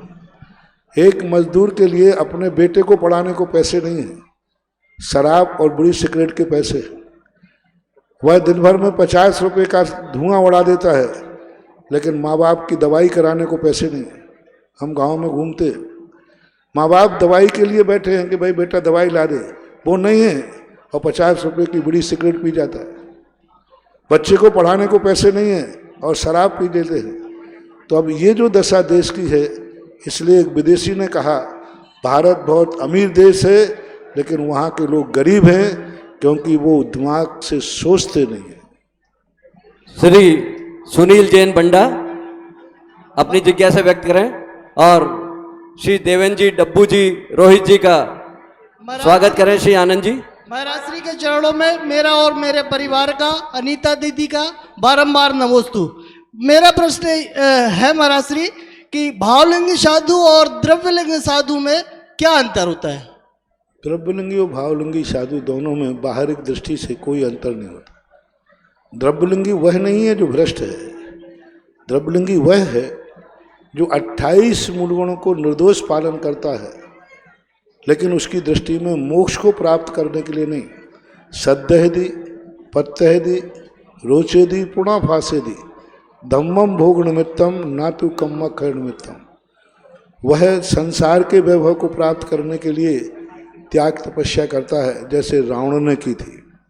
रावण ने पूर्व भाव में मुनि बना था, लेकिन मुनि किस लिए बना कि मैं तपस्या करके बहुत बड़ा वैभव पाऊंगा, सोने की लंका पाऊंगा। तपस्या से उसने पाली, लेकिन दुर्गति जाना पड़ा।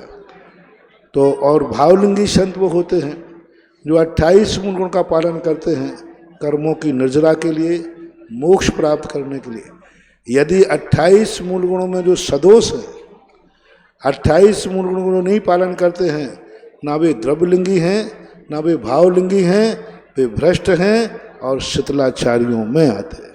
नमोस्तु महाराज जी, नमोस्तु। स्वाति जैन, राष्ट्रीपात हाउस सागर, और अगली जिज्ञासा के लिए तैयार रहेंगे कुमारी अंकिता सतपुरिया बंडा।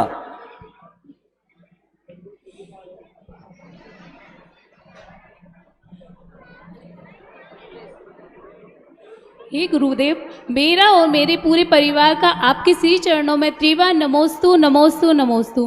गुरुदेव, मेरा प्रश्न है कि मैं कई क्षेत्रों पे गई हूँ दर्शन करने के लिए।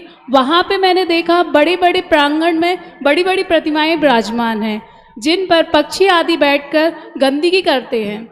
तो गुरुदेव, उन प्रतिमाओं की कोई देखरेख नहीं हो पाती, तो उनके दर्शन करने में मुझे ऐसे ही लगता है कि कितनी गंदगी हुई है। तो भगवान, मैं ये प्रश्न पूछना चाहती हूँ कि ये प्रतिमाएं विराजमान करने से किसी एक व्यक्ति, देखो, इस प्रकार के खुले में प्रतिमाएं विराजमान पहले से भी होती आई हैं। पक्षियों के द्वारा की हुई गंदगी को वह गंदगी का रूप नहीं दिया जाता, क्योंकि वो कुदरत से इतने अज्ञानी होते हैं। वो तो मंदिरों के अंदर रहते हुए मानो वहाँ पक्षी नहीं करता है, यहाँ चूहा करता है, छिपकुली कर देते, चमगादड़ कर देते। तो अब ये समस्या तो बनी ही रहती है किसी न किसी रूप में। अतः इस समस्या को जितना बचाव कर सकें करना चाहिए। बैठालने वाले को ऐसा कोई दोष नहीं है, पर जितना बन सकता है करते हैं, नहीं बनता है तो आप लोगों को उसका कोई दोष नहीं लगता। कुमारी अंकिता छतपुरिया बंडा और अगली जिज्ञासा के लिए तैयार हैं संजय जैन ठेकेदार बंडा। नमोस्तु महाराज जी, मेरे और मेरे परिवार का कोटिशा नमोस्तु। महाराज जी, मेरा ये प्रश्न है कि जैसे मुनि और आरिकाएं मतलब पंख लिए रहती हैं, मतलब पिछी धारण करती हैं मोर का, तो धार्मिक कार्यों में रंगोली और आरती में जैसे कुछ मोर वगैरह बना हो तो उसका प्रयोग क्यों नहीं करते, उसको सम्मिलित क्यों नहीं करते? किसमें? जैसे आरती है, अपन रंगोली डालते हैं, जैसे कुछ धार्मिक कार्यक्रम हो तो सब लोग कहते हैं कि मोर नहीं बनाते। मोर का एक सबसे बड़ा दुर्गुण है कि मयूर नृत्य को सबसे ज़्यादा निंदनीय माना गया है। सारे संगीत शास्त्रों के अनुसार मयूर नृत्य सबसे निंदनीय है, क्योंकि वह नृत्य करते करते इतनी मदहोश हो जाती है कि वो अपने गुप्त अंगों को भी उद्घाटित कर देती है, उसको ख्याल नहीं रहता। इसलिए संगीत शास्त्रों ने मयूर के नृत्य को निंदनीय माना गया इस अपेक्षा से, और वह मंगल रूप भी नहीं मानते, इस अपेक्षा से निषेध करते हैं। पंखों को अहिंसा की अपेक्षा से लेना पड़ता है, क्योंकि सबसे ज़्यादा अहिंसक पंख मयूर के ही होते हैं। अगली जिज्ञासा के लिए संजय जैन ठेकेदार बंडा और तैयार रहेंगे देवेंद्र जी, डब्बू जी, रोहित जी, नीलेश जी, खोजमपुर बंडा। जगत पूज्य मुनिवर के चरणों में संपूर्ण जगत का नमोस्तु नमोस्तु नमोस्तु। महाराज जी, मेरा प्रश्न ये है कि हमारे उपादान इतने कमजोर हो गए हैं कि थोड़े से निमित्त से भटक जाते हैं, और फिर उसके बाद हम लोगों को कहीं गुस्सा आएगा और हम लोग अपने लक्ष्य को बीच में छोड़ देते।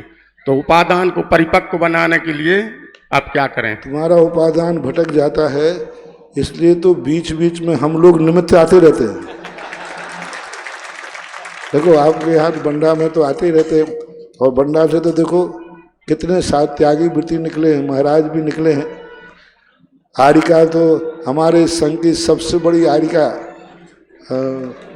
गुरुमती आरिका है, बंडा की है, आदर्शमती भी है, और भी नाम मुझे याद नहीं है, और भी है, तो बहुत आरिका है, अमूल्यमती आदि सभी हैं। तो ये सब निमित्त तो हैं, और क्या है। दो एलक हुए, एलक निसंग सागर जी थे, दया सागर तो अभी हैं, है ना। तो बहुत सारे लोग हैं, तो त्यागी वृत्ति और आना जाना। ये साधुओं को महावीर स्वामी ने जो विहार करने की बात कही, मठाधीश बनने के लिए नहीं कहा, उसके दो रीजन हैं। एक तो साधु पानी के समान बहता रहेगा, निर्मल रहेगा, और बहता रहेगा तो अनेक भटके हुए उपादान ठिकाने लगते रहे। और इन्हीं के लिए मंदिर होते हैं, साधु संत होते हैं, कि निमित्तों को पाकर के वर्तमान में खोटा होता है उपादान, फिर जगा लेना चाहिए, फिर खोटा होगा, फिर जगाते रहना चाहिए। एक आध बार ऐसा जाग जाएगा कि फिर खोटा होगा ही नहीं, ऐसा नहीं। परोपकारी गुरुदेव के चरणों में सकल दिगंबर जैन समाज बंडा और सागर की ओर से अनंतों बार नमोस्तु नमोस्तु नमोस्तु। हे गुरुवर, हम सुबह घर में हमें चांद खेड़ी के संरक्षक बनने के भाव आए थे गुरुवर, और अभी काका जी ने बोल दिया। तो ऐसा क्या कारण है गुरुदेव, हमें बताएं कि मतलब हमने सोचा, और हम जो सोचा था वो पाद प्रसन्न का वो हमें अवसर मिल गया क्या है, और बना दिया। तुम्हारे पुण्य में सातिशय पुण्य था। अभी मैंने कहा ना तुमने बंडा बैठे हुए चाचौड़ा में मंदिर बनाने का भाव किया टीवी पे बैठकर, तो तुम्हारा पुण्य ऐसा है कि तुम एक पुण्य में एक काम नहीं करोगे, एक पुण्य से दो काम करोगे। पाद अभिषेक भी मिल गया और संरक्षक बन गया, दोनों हाथ में लड्डू आ गए। और संरक्षक बन जाते तो फिर पाद प्रक्षालन नहीं मिलता, इसलिए कर्म ने कहा थोड़ा ढबो रुको ऐसा। 2 शब्द मैं कहना चाहूँगा महाराज, इजाजत है। मैं समस्त भारतवर्षीय दिगंबर जैन समाज से ये कहना चाहता हूँ कि मैंने गुरु के चरणों को नहीं, आचरण को पकड़ा है। और मैं समस्त भारतवर्षीय समाज से कहना चाहता हूँ कि इन गुरु से जुड़ जाओ, तुम्हारे दोनों भाव सुधर जाएंगे। दोनों भाव, इस भाव में भी आप यश पाओगे और अगले भाव में भी आप यश पाओगे, ऐसा मेरा मानना है। हे गुरुवर, अनंत बार नमोस्तु नमोस्तु नमोस्तु। महाराज जी के चरणों में सादर नमोस्तु। महाराज जी, मेरा प्रश्न है कि चाचा जी कहते हैं, प्रश्न थोड़ा सा बड़ा है, हमारे चाचा जी हैं देवेंद्र कुमार जी। चाचा जी कहते हैं कि जब हम गुरुकुल में पढ़ते थे तब उनने एक बार, हमारे भैया जी थे वहाँ पे, उनने कहा कि कभी भी कोई भी ऐसी कमाई ना करो कि तुम्हारा बेटा या कोई पढ़ ना सके, मतलब गलत कमाई ना करो। उससे चाचा जी को बहुत बड़ा ये पुण्य मिला और उनने ऐसा कार्य किया। उसके बाद हम लोग उसी पथ पर बढ़ते गए। और एक प्रश्न और है, हमारे चाचा जी को हमेशा डर रहता है कि हमें क्रोध आता है, तो महाराज श्री ऐसी अनुकूलता ना बने कि ऐसा कोई कारण कि क्रोध आए ही ना, अपने परिणाम कैसे करें। नमोस्तु महाराज। बस क्रोध जब आवे ना तो मैं मना करूंगा तो तुम रोक नहीं पाओगे, इसलिए जब भी क्रोध आए 1 घंटे बाद करना। और जब तक 1 घंटे बाद तो क्रोध, एक ऐसा बेटा था वो बहुत क्रोध करता था, उसके पिताजी मरने लगे तो बेटे से कहते बेटा क्रोध तो करना, लेकिन जब गुस्सा आया तो 1 घंटे बाद करना, घड़ी देख करके। उस जिंदगी में कभी क्रोध नहीं कर पाया, क्योंकि क्रोध क्षणिक होता है, आवेश में आता है। उस समय को टाल दिया जाए तो क्रोध शांत हो जाता है। महाराज जी, पूरी अगली जिज्ञासा के लिए ज्योति जैन, अनुज परिवार बंडा, और ये अंतिम जिज्ञासा है। इसके बाद पूज्य महाराज श्री की महाआरती होगी 1008 दीपक से, और ये आरती 122 देशों में लाइव दिखाई जाएगी आज।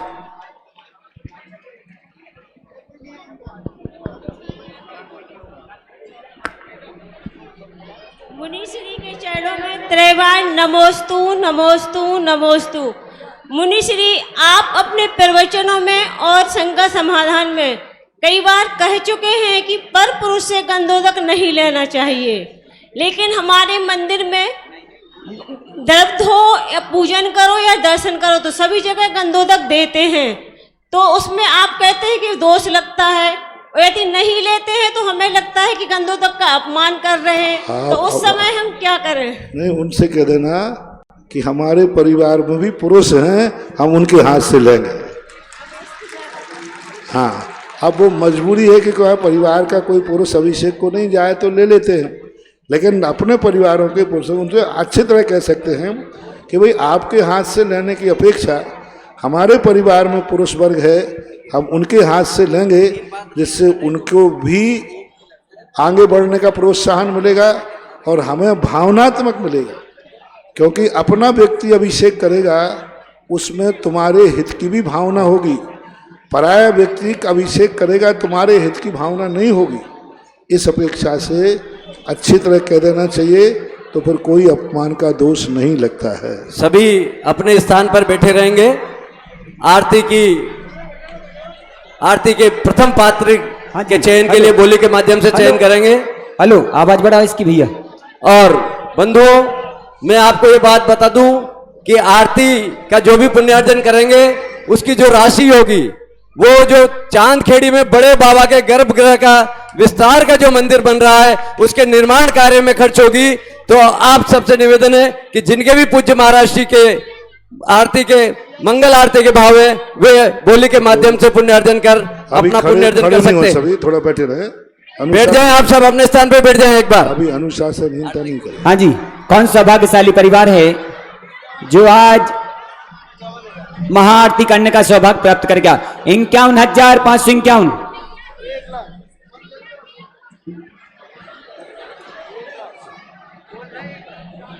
1,11,511 काय के लिए? अच्छा पथरिया, हाँ पथरिया बालिका मंडल खड़े हो जाओ, वहीं से नमोस्तु कर लो। ठीक है, बहुत बढ़िया। हाँ जी, समय नहीं है। हाँ जी, 1,11,511 महाआरती करने का सौभाग्य बड़ी शीघ्रता करें। हाँ, समय कम है, शीघ्रता से करें। आज की आरती करने का सौभाग्य 1,11,111 रुपए, 1,11,111 रुपए दो और 1,11,000। कौन सौभाग्यशाली होगा? आज पूरे देश में, पूरे विश्व में ये आरती जाएगी, लाइव दिखाई जाएगी। ऐसी लाइव आरती का सौभाग्य कौन प्राप्त करना चाहेंगे? 1,11,111 रुपया, 1,11,111 रुपए, 1,11,111 रुपए दो और कोई सौभाग्यशाली, पावनशाली, पुण्यशाली आज का सौभाग्य प्राप्त करना चाहेंगे? 1,22,222 रुपया, 1,22,222 रुपया, 1,22,222 रुपया और कोई सौभाग्यशाली? 1,22,222 रुपए, 1,22,222 रुपए एक दो और 1,22,222 रुपए एक दो और कोई सौभाग्यशाली, पावनशाली, पुण्यशाली? हाँ जी, समय कम है, जल्दी से समय का सदुपयोग करें। 1,22,122 रुपया प्रथम बार, 1,22,000। अच्छा, आज की आरती लाइव दिखाई जाएगी। हाँ जी, 1,51,151 रुपया, 1,51,151 रुपया, 1,51,151 रुपया दो, 1,51,551 रुपया, 1, 2, 2.5, पौने 3 और 3 बार। नाम बोलो जल्दी से।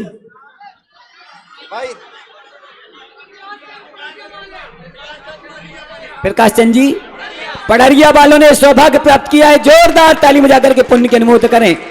हाँ, आ जाए शीघ्रता से।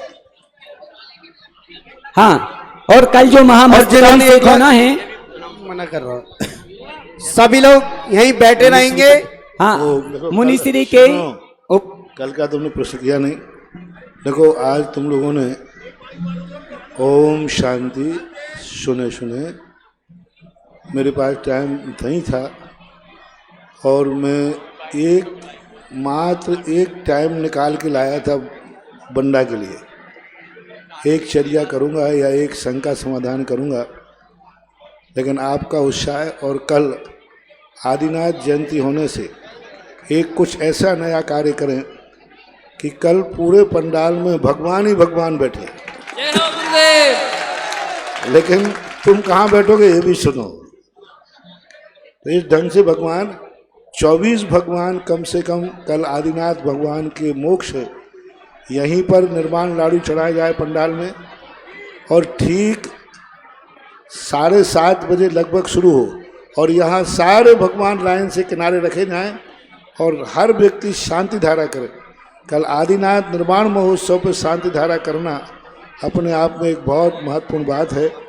तो कल 24 भगवानों की शांति धारा हो और समय का जरूर सब लोग ध्यान रखें, क्योंकि अपन पहले पूजा करेंगे, निर्माण लाडू चढ़ाएंगे, शांति धारा बाद में करेंगे, जिससे 9:45 पर सारा भारत देखेगा कि बंडा में निर्माण महोत्सव पर शांति धारा हो रही। बोलो मुनि श्री सुधा सागर जी महाराज की।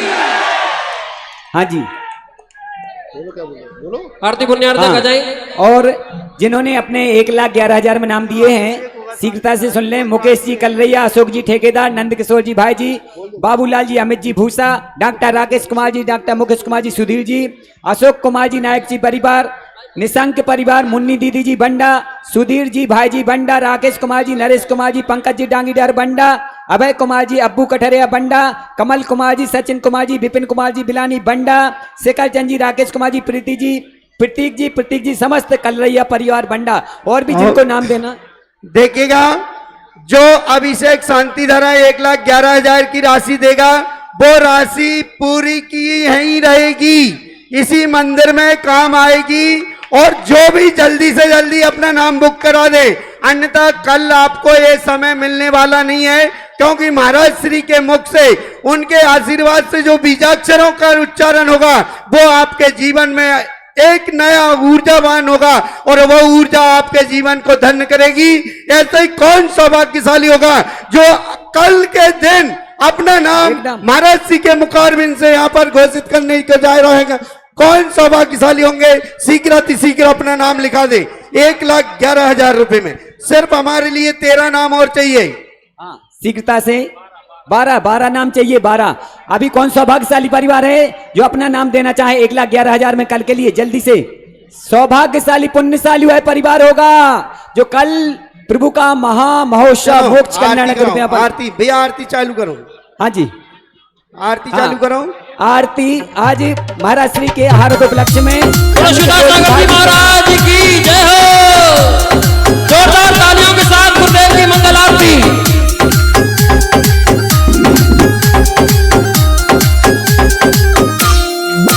सुधा सागर की गुण आगर की शुभ मंगल दीप सजाए के मैं आज उतारू आरतिया। सुधा सागर की गुण आगर की शुभ मंगल दीप सजाए के मैं आज उतारू आरतिया। बोलो सुधा सागर जी महाराज की जय हो। रूप श्री श्री शांति देवी के गर्भ से मुनि आए। ईश्वर ग्राम में जन्म लिया है, सब जन मंगल गाए। गुरु जी सब जन मंगल गाए। नारागी की ना देसी की ले आत्म ज्योति जगाए हो मैं आज उतारू आरतिया।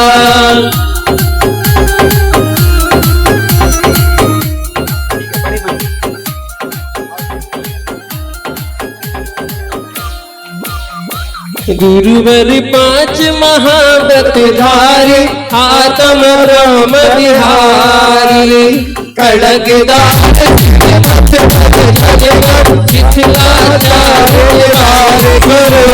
शिथिलाचार्य बारी। त्यागी की बैरागी की ले दीप सुमन का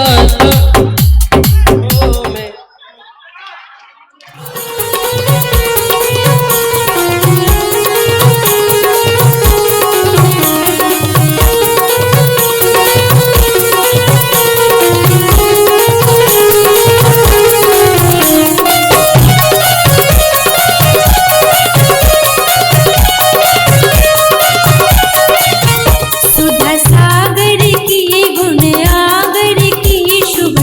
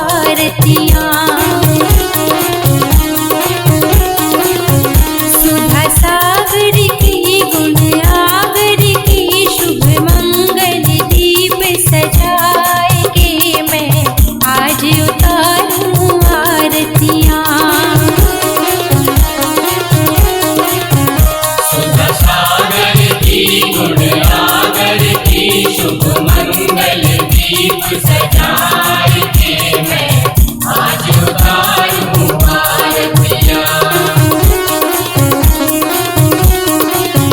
सुधा सागर की गुण आगर की शुभ मंगल दीप सजाए के मैं आज उतारूं आरतियां।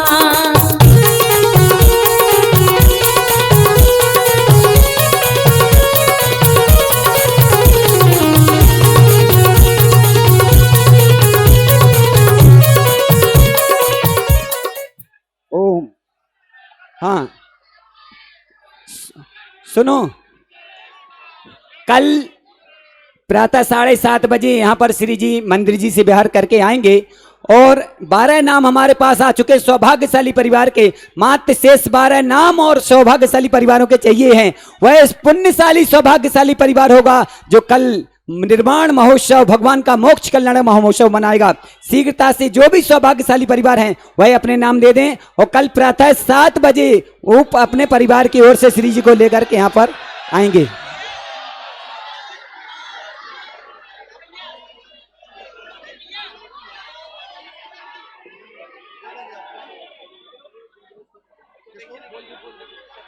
हाँ, आज बड़े महाराज श्री के आहार के उपलक्ष्य में नंद किशोर जी भाई जी के यहाँ भजनों का बुलावा है। हाँ, वो कहाँ गई टड़ा वाली बेटी? कुछ बोलना चाहती थी ना, कहाँ गई? जल्दी से बोलो, बोलो जल्दी, कहाँ चली गई? कहाँ है? कहाँ गई छोटी बिटिया? प्रेमचंद जी मामा रेडीमेड, एक नाम आ गया, बहुत बढ़िया, ताली बजा दे भैया। प्रेमचंद जी माया मामा रेडीमेड बंडा, एक नाम। अरे हमें नाम चाहिए। देखिए, एक निवेदन है परम पूज्य सुधा सागर जी महाराज के सत्संग सानिध्य में हमारे श्रद्धेय पूज्य धैर्य सागर जी महाराज एक आचार्य श्री के जीवन वृत्त पर आलेख लिख रहे हैं, जिन्होंने लगभग 3 खंड लिख चुके हैं। चौथे खंड की रचना वह लिखने जा रहे हैं। परम पूज्य आचार्य श्री का बंडा से कई बार का नाता रहा है और जिनके पास भी उनसे संबंधित जीवन दर्शन के कुछ चित्र हों या उनके कोई संस्मरण हो तो वो धैर्य सागर जी महाराज के पास कल वो चित्र भी अथवा संस्मरण उनके ध्यान में ले आए। धन्यवाद।